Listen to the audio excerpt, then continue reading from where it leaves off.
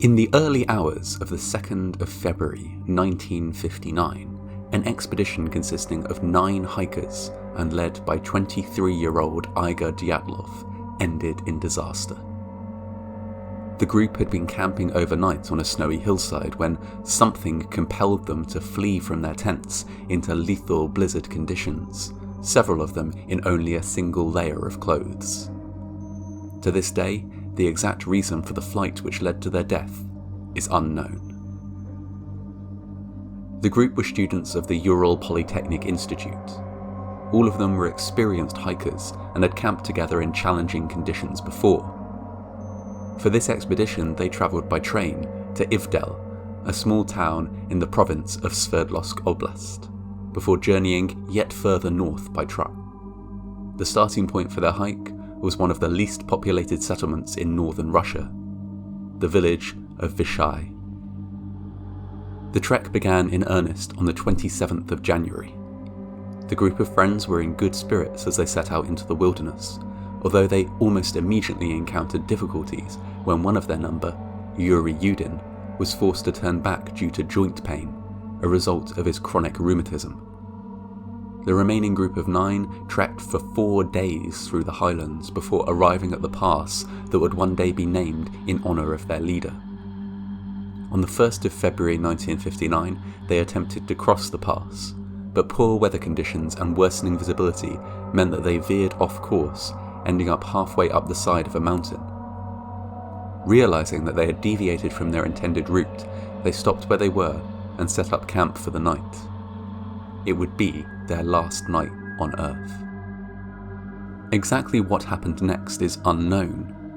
The group did not return from their expedition, and a search party was soon formed.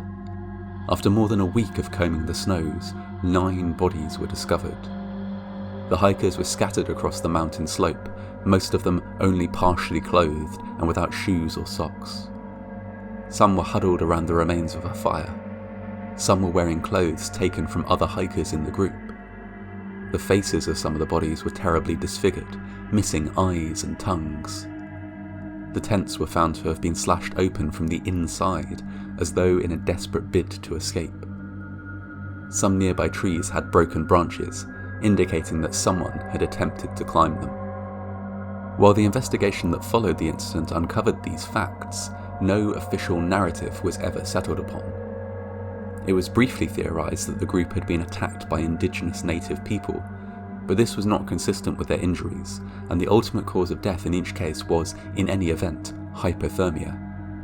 Lurid rumours of secret weapons testing in the region, infrasound-induced panic, and an attack by a Yeti were trotted out and quickly discredited. In the end, the most credible explanation was a mundane one.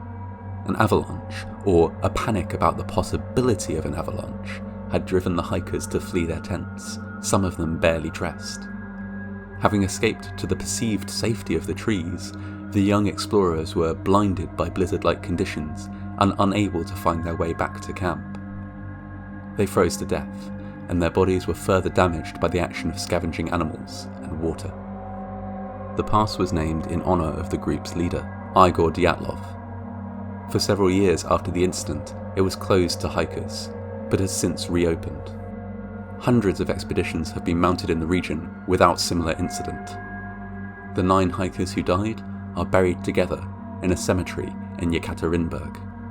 The one survivor, Yuri Yudin, who left the expedition early due to his aching joints, lived to the age of 75.